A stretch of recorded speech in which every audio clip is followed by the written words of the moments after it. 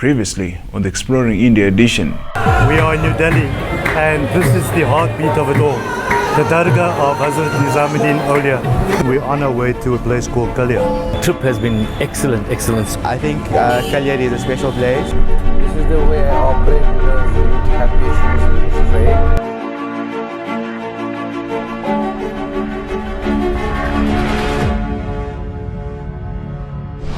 A time warp to the era of the Mughal empires and the rule of the Maharaja.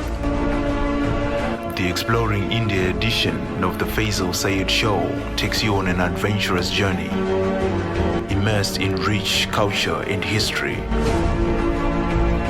India is the epitome of wisdom surrounded by history.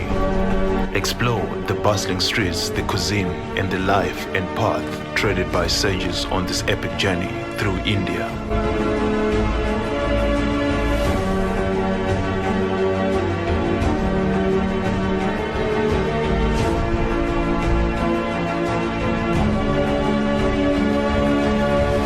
Welcome back to Exploring India. By now, you guys are probably used to the fact that we meet you in your lounges all the time to take you with us on these journeys as we travel through India.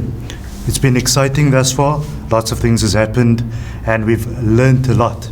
Well, in this episode, something extra special happens. We travel all the way to Kalyar. As you saw in the last episode, we were on the go to Kalyar and a few things happens on the road. One of them is that we get lost. Getting lost in India can be fairly challenging. The fact that the bus driver drove in the opposite direction for an hour meant that we needed to come back in another hour to where we needed to be. In actual fact, the funny thing was that we actually started checking in at the wrong hotel. How about that? So in this episode, we see all of that. I'll be back with you soon.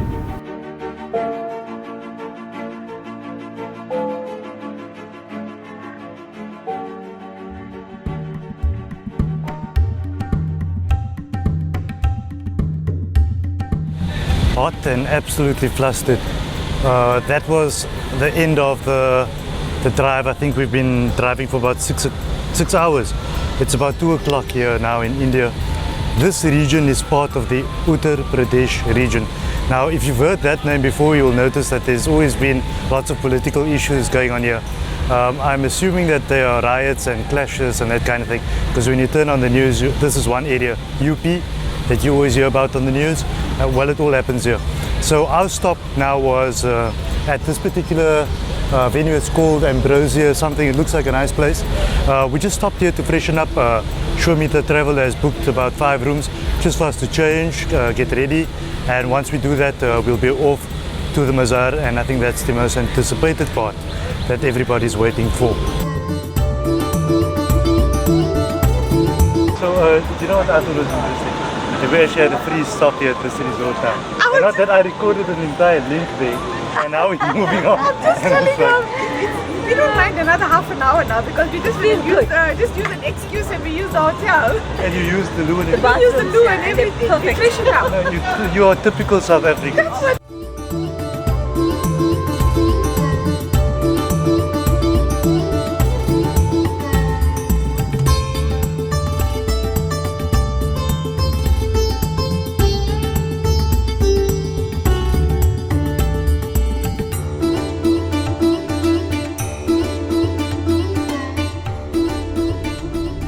So, you probably saw that thing at the bottom of the screen now. You know what actually happened? I went to a particular hotel with the rest of the group. The bus driver took us there and he said it's the wrong hotel. And the hotel is being used to freshen up. We then assumed that we're just going a couple of roads away and we're going to the new place. I think we drove for another hour, so we sort of miscalculated by an hour. So now we arrived at this particular place. We're going to just freshen up, change, and then officially go to the place where we're supposed to go to. In actual fact, what I'm more interested in at this stage, the fact that it's going for supper time, is actually lunch.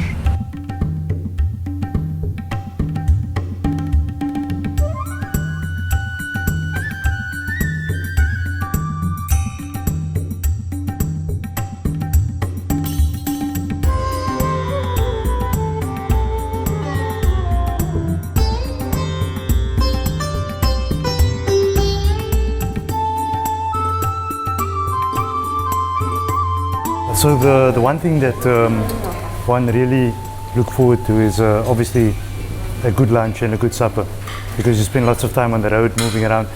And India is obviously known for their exotic cuisine, and most of the time some of the stuff are fairly hot, but the range is nice. Must be honest with you, everyone knows that I'm Indian, but when I come to India, I'm not exactly sure what these particular dishes are. So it's a test and trial and test kind of thing. Taste this and see if that works for you, but generally everything is rather hot.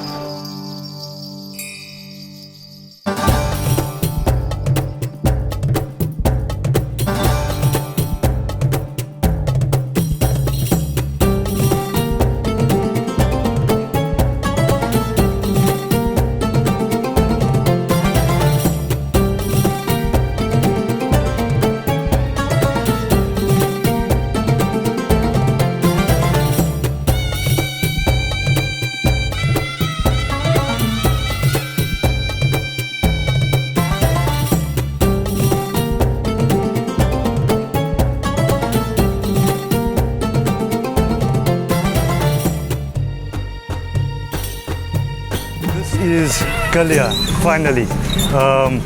My first thoughts, I think it's a bit of a culture shock for me. The place around, I think the dargah and the mazar is on that side, I think. I'm not sure about that yet. We're waiting for somebody that's going to take the bus in, because we need the bus close by.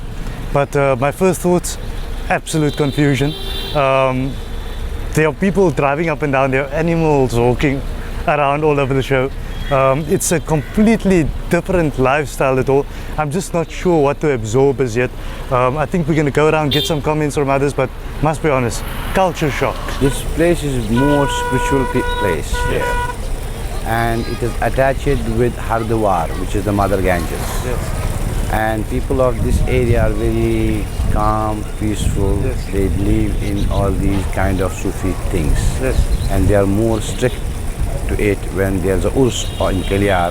So people from around the corner of India, they come and stay here for those days. The urs is there, and people come, they tie the knot for their whatever they need, their wishes want to come true, and they come and then they donate some money for food and everything to the people here.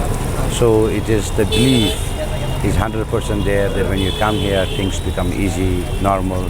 And if somebody is mentally unfit, they also come here, they tie them there in the dargah, where they get slowly recovered from their mental illness. So Mansoor said some interesting things.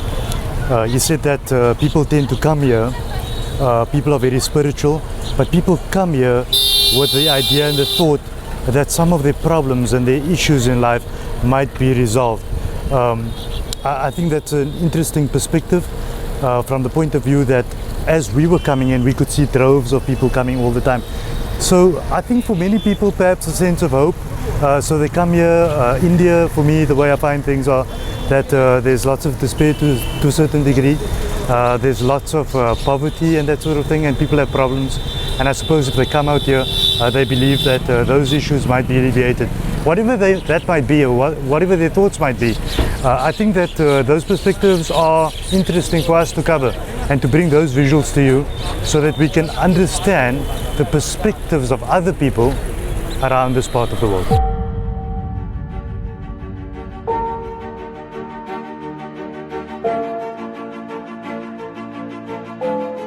The drive's a long, arduous one, and the roads in India is different. Some areas are built up, some is not built up.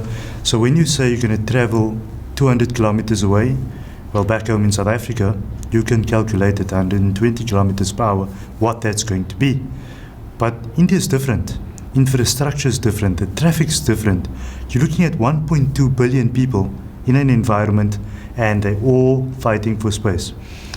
Now we head right into the spiritual dimensional area of Hazrat Sabir Pak, and he's an institution of an individual that has very deep roots, history, philosophy, and ideology in Sufism. we were accepted by a large group of people that made our very stay a comfortable one. Watch this.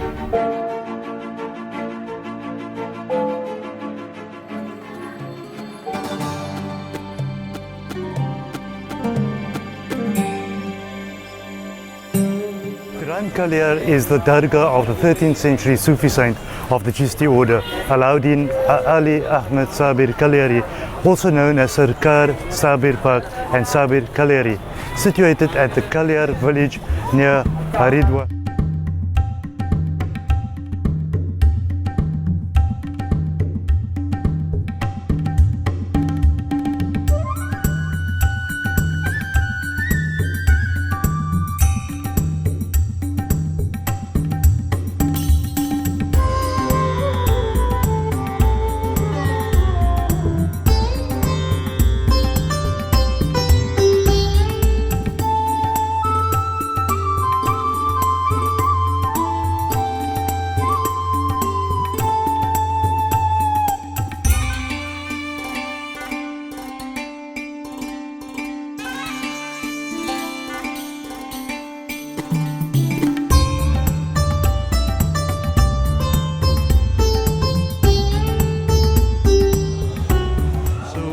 The experience of arriving at the holy precincts of Hazrat Sabir Park was fairly interesting. The amount of people that kind of stood on the side watching us go inside was something that sort of attracted my attention. What one also sees is many people arriving in this venue looking for some sort of spiritual benediction or some sort of relief from their ailments, as we said earlier. So if we look at some of the history of Hazrat Sabir Park, we'll look at the fact that he was born in a place called Herat, which is in Afghanistan, on the 17th of Shaaban, and that was in the year 512 after Hijrah. His father was Syed Abdul Rahim, a descendant of Hazrat Imam Ja'far Sadiq. Now that's a very interesting fact, because these again are names that we kind of hear all our life. He's also known as Alauddin Ali Ahmed Sabir Kaliyari, and the names Ali and Ahmed were exhibited to his mother in a dream. That's how the story goes. His father gave him the name Alauddin. Sabir was also given the title that was then given to him by Baba Farid Ganji Shakar. Since his tomb is in Kalyar Sharif, he's also known as Kalyari. Some of the experiences for me in this particular area was around the fact of hospitality. So when we got there, the team itself surrounded us, made sure that most of the members of the public was taken out, and they then took us in a very special procession, something similar to something that one would see at the Urus or death commemoration of a Sufi saint.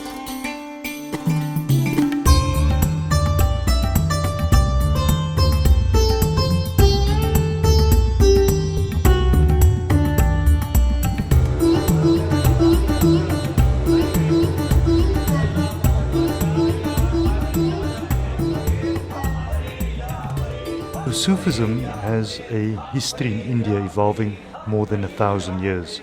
The presence of Sufism has been a leading entity increasing the reaches of Islam throughout South Asia. Following the entrance of Islam in the early 8th century, Sufi mystic traditions became more visible during the 10th and 11th centuries of the Delhi Sultanate, a conglomeration of 4 chronologically separate dynasties. The early Delhi Sultanate consisted of rulers of Turkic and Afghan lands. This Persian influence flooded South Asia with Islam, Sufi thought, syncretic values, literature, education, and entertainment that has created an impact enduring the presence of Islam in India today. Sufi preachers, merchants and missionaries also settled in coastal Bengal and Gujarat through maritime voyages and trade.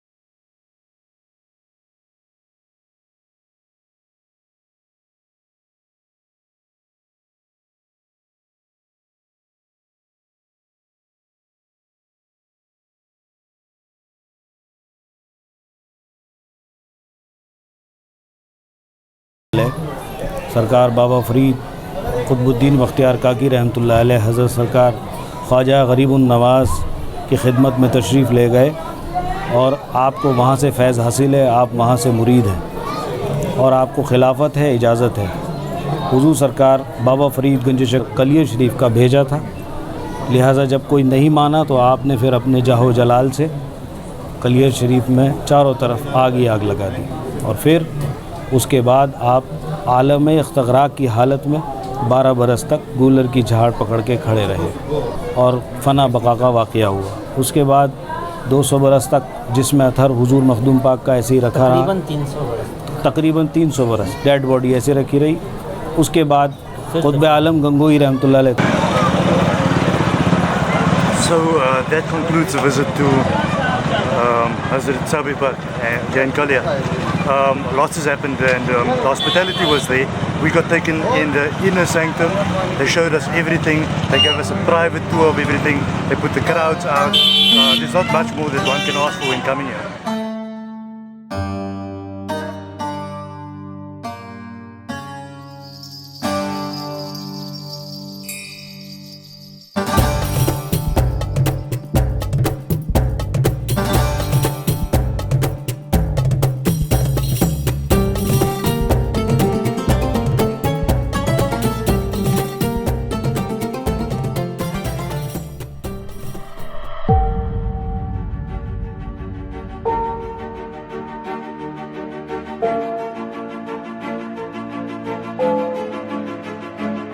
Must admit, we felt a bit like kings the way set back in time in some medieval environment, because we got there and all these people put these flowers and gifts on our heads and we marched in. But I really felt like we were back in the time of Christopher Columbus, perhaps, where you meet this new people and they treat you with such vigor and acceptance, and then a special procession that marched in all the way. Fairly interesting. Hope you enjoyed that.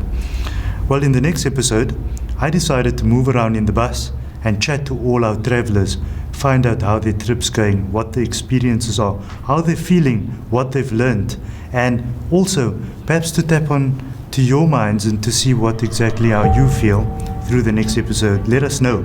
Contact us on our website at faizalsayed.com. Until next time, goodbye.